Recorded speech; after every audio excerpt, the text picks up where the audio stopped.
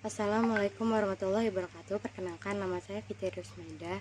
Saya merupakan mahasiswa dari Universitas Trilogi. Nomor peserta saya 211-27012. Saya ingin memaparkan hasil tugas UTS saya, yaitu tentang bimbingan dan konseling yang ada di sekolah dasar. Materi yang akan dibahas yaitu tentang pentingnya pendidikan dan konseling di sekolah, konsep dasar bimbingan dan konseling di sekolah, serta landasan, masalah, sistem, dan mutu layanan komponen-komponen pendidikan. Apa sih pentingnya pembimbingan dan konseling di SD?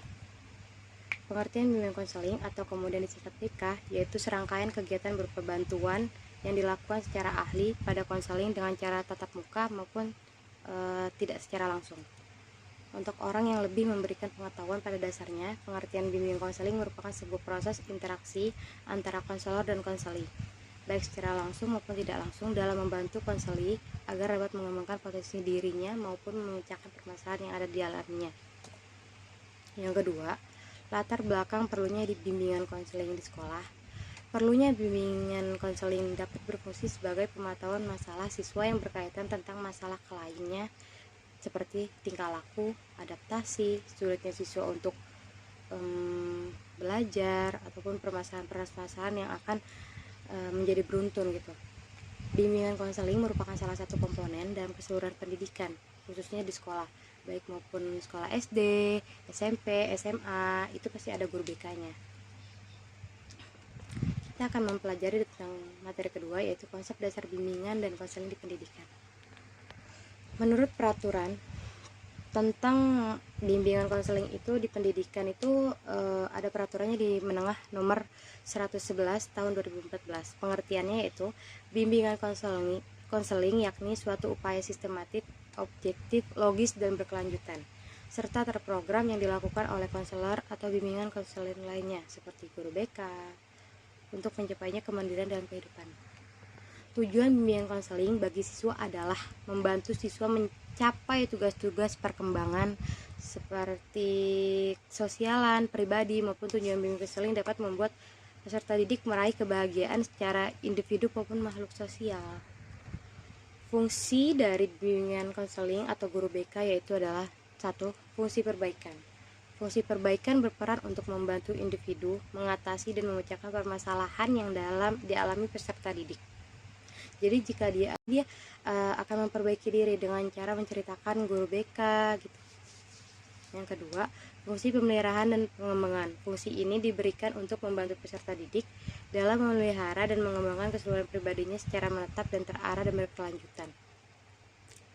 Yang ketiga, fungsi pemahaman. Fungsi pemahaman ialah bimbingan atau konseling yang dapat menghasilkan pemahaman tentang sesuatu oleh pihak tertentu yang disesuaikan dengan kebutuhan yang diperlukan dalam rangka mengembangkan potensi siswa. Next. Prinsip-prinsip bimbingan konseling pendidikan. Bimbingan dan konseling diperuntukkan bagi semua konselor, yang berarti bahwa bimbingan ini baik yang bermasalah maupun tidak bermasalah. Bimbingan bukan hanya tugas atau tanggung jawab konselor, tapi juga tugas guru-guru, kepala sekolah madrasah, sesuai dengan tugas dan perannya masing-masing. Jadi guru BK ini di backup sama guru-guru. Nah, guru BK ini hanya menyelesaikan masalahnya, gitu. Dibantu juga dengan dukungan para guru untuk mengenali siswa ini bermasalah dengan apa, bagaimana sifat karakter siswanya, agar lebih mengerti gitu ke siswanya. Landasan bimbingan dan konseling di pendidikan.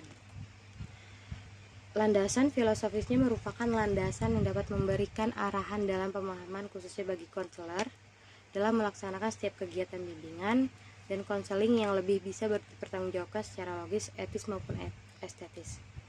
Landasan religius. Landasan religius dalam layanan bimbingan konseling ditekankan pada 3 hal pokok, yaitu manusia sebagai makhluk Tuhan. Yang kedua, sikap yang mendorong perkembangan dari kehidupan manusia berjalan ke arah sesuai dengan kaidah-kaidah agama. Upaya yang akan memungkinkan perkembangan dan dimanfaatkan secara optimal suasana dan perangkat budaya termasuk ilmu pengetahuan dan teknologi. serta kemasyarakatan beragama untuk membantu perkembangan dan pemecahan masalah. Landasan psikologis merupakan landasan yang dapat memberikan pemahaman bagi konselor tentang perilaku individu menjadi sasaran layanan klien untuk kepentingan bimbingan dan konseling. Beberapa kajian psikologi yaitu dikuasai oleh konselor adalah tentang motivasi, motif, pembawaan lingkungan, perkembangan individu, maupun pembelajaran. Landasan sosial budaya. Landasan sosial budaya merupakan landasan yang dapat memberikan pemahaman kepada dimensi perilaku individu. Seorang individu pada dasarnya merupakan produk lingkungan budaya dalam hidup. Landasan dengan teknologi atau IT merupakan dasar dari penyelenggaraan proses BK yang dituntut untuk bersedia dan melayani secara ilmiah dengan kontinu berkaitan dengan kesanggupan konselor untuk melakukan pelayanan BK yang profesional. BK adalah upaya bantu yang mendasarkan diri perkembangan ilmu pengetahuan, maka konselor menurut MC Daniel adalah seorang ilmuwan. Konselor dituntut untuk mengambil peran seperti ilmuwan, senantiasa mempersiapkan diri dengan objektif. Landasan pedagogis. Bimbingan konseling identik dengan pendidikan, yang artinya ketika seorang melakukan praktek pelayanan bimbingan dan konseling berarti ia mendidik. Sebaliknya, apabila seorang melakukan praktek pendidikan atau mendidik berarti ia sedang memberikan bimbingan. Masalah-masalah di lembaga pendidikan SD. Masalah berkenan dengan sarana dan prasarana sekolah. Fasilitas yang minim, volume sarana prasarana yang minim masih menjadi permasalahan utama yang ada di Indonesia, terutama menurut sekolah-sekolah lainnya, bukan hanya di daerah-daerah tertentu saja, terutama daerah pedesaan yang jauh dari perkotaan tentunya. Yang kedua, alokasi dana yang menghambat banyaknya kasus penyalahgunaan dana administrasi sekolah. Kasus penyalahgunaan ini membuat sarana prasarana tidak terwujud sebagai harapan. Yang lainnya, masalah-masalah siswa. Masalah siswa adalah suatu yang menghambat atau mempersulit seseorang dalam mencapai sesuatu. Masalah perkembangan individu, masalah sosial, kebutuhan individu, penyusunan kesehatan mental, atau masalah dalam materi pembelajaran. Masalah sulit membedakan antara yang benar dan salah. Permecahan permasalahan di lembaga pendidikan sekolah dasar. Penanganan siswa bermasalah melalui pendekatan disiplin merujuk pada aturan ketentuan atau tertib yang berlaku dan dikenai sanksinya. Seperti jika terlambat sekolah akan diberikan sanksi, tidak mengerjakan soal, bahkan suka keluaran atau tidak mengikuti pembelajaran maka akan dikenakan sanksi.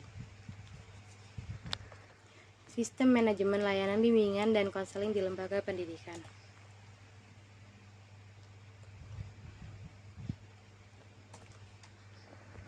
Studi kelayakan ialah refleksi tentang alasan-alasan mengapa diperlukan suatu program pembimbing, penyusunan program pembimbing, pengetahuan sarana agar lebih mengetahui spesifik tentang pelaksanaan program bimbingan yang ada di sekolah dasar. Struktur organisasi di sekolah ISD ada seperti kayak komite, kepala sekolah, ahli lain, tata usaha, wali kelas, guru BK, koordinator dan pembantunya, pembantu guru BK, guru mata pelajaran, dan mengenai kesiswaan.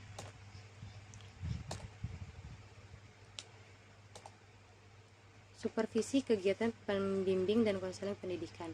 Supervisi layanan bimbingan dan konseling adalah upaya untuk mendorong, mengkoordinasi, menuntun pertumbuhan petugas pembimbing konseling atau yang biasa disebut dengan konselor secara kesinambungan baik secara individu maupun kelompok agar lebih memahami, lebih baik bertindak secara efektif dalam melaksanakan layanan bimbingan dan konseling agar dapat berprestasi secara kecerdasan kaya dan lingkungan masyarakat.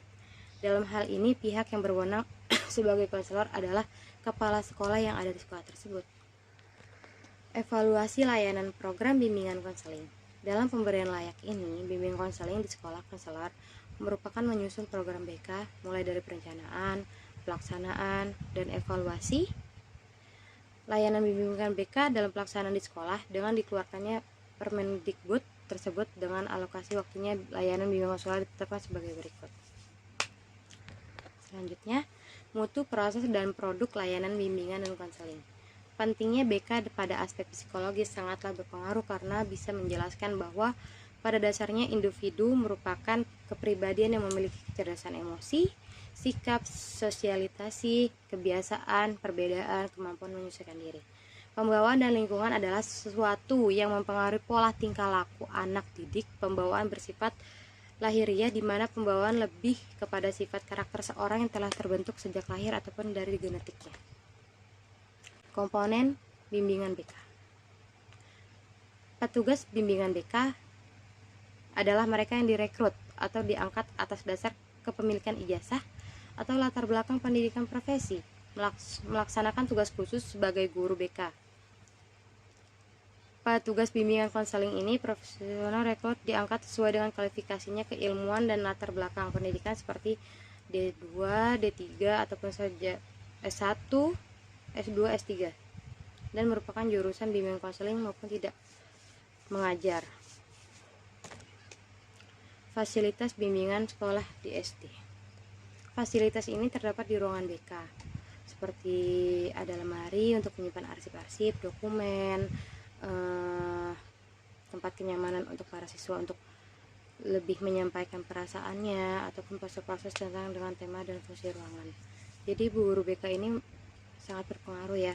Jika ada kesalahan, maksudnya masalah dalam diri siswa yang menghambat prestasinya, atau tidak ingin belajar, atau tidak memahami gitu, jadi guru BK ini mendukung gitu, selain guru wali kelas yang mengerti sifat-sifat para siswanya, harus dibantu dan dibimbing oleh guru BK.